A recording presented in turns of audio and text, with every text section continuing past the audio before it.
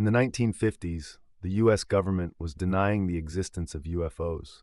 But across the border in Canada, a quiet, government-backed project was already studying them, not just for sightings, but for technology. Led by a radio engineer named Wilbert Smith, Project Magnet wasn't a sci-fi experiment.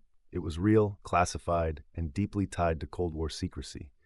And while most Canadians have never even heard of it, the government did fund a UFO program, and they might have found something.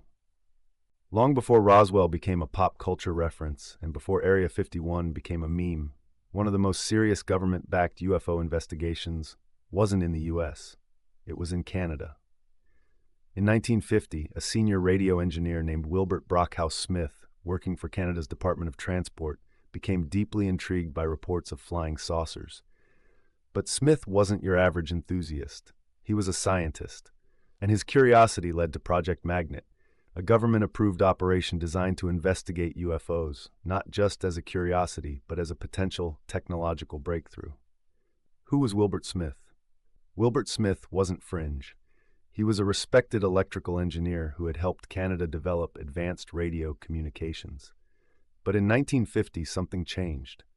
While on assignment in Washington, D.C., Smith reportedly learned from U.S. sources that UFOs were considered more highly classified than the hydrogen bomb. That shook him. He believed that if flying saucers were real, their propulsion likely involved geomagnetism, and maybe even technology far beyond Earth. He wrote a memo to Canada's Department of Transport asking for approval to start official investigations into magnetic anomalies linked to UFO sightings. Surprisingly, they approved it. In December 1950, Project Magnet was launched quietly under the Canadian government. Its purpose?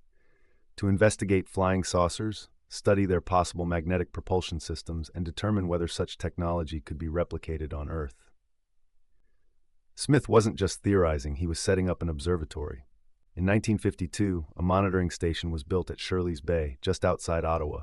It included magnetometers, gamma-ray detectors, radio receivers, and equipment to track any physical changes during UFO sightings. Smith believed if UFOs manipulated magnetic fields, they might leave traceable signatures. And so, he watched. He waited. He recorded. And in August 1954, something strange happened. On August 8, 1954, Smith's equipment detected a spike, unusual magnetic activity during a period of thick fog. The signal was strong, anomalous, and unexplained. Unfortunately, due to poor visibility, no visual confirmation was possible. Still, the data was recorded, analyzed, and eventually classified. Smith believed this was evidence. Maybe not proof of aliens, but proof of something operating beyond known technology. Others were more skeptical. Shortly afterward, Project Magnet lost its official funding. Project's second story, the shadow side. But Project Magnet wasn't alone. In 1952, Canada also created Project Second Story, a separate, more secretive group composed of military officers and scientists designed to catalog and analyze UFO reports. Smith contributed data to this committee as well, but the government kept this program low profile and tightly controlled. Unlike Magnet, which had scientific ambitions, Second Story appeared to be about containment, controlling narratives, filtering information, and possibly coordinating with U.S. intelligence. Even after the government pulled funding, Smith continued his work privately at Shirley's Bay until his death in 1962. He remained convinced that UFOs were real, that they came from intelligent, possibly extraterrestrial sources, and that magnetic propulsion was the key to understanding them. He wrote extensively, suggesting that UFOs were from elsewhere, that their technology was advanced, and that humanity might benefit if we studied them seriously. Today, Smith's theories might sound fringe, but he left behind data, papers, and a public record of Canada's quiet flirtation with extraterrestrial research. So why should we care about a UFO project from 70 years ago?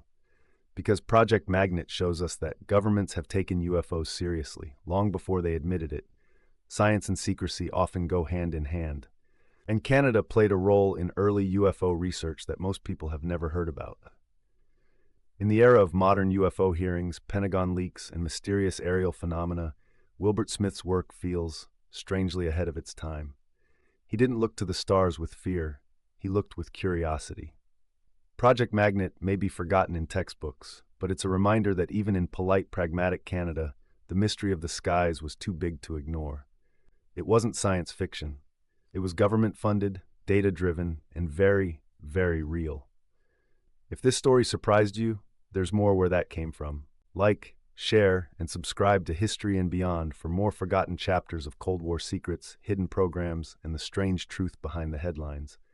Next up, we'll go even deeper into ancient objects in space and whether some might not be from Earth at all. Because the truth isn't just out there, it's buried in history.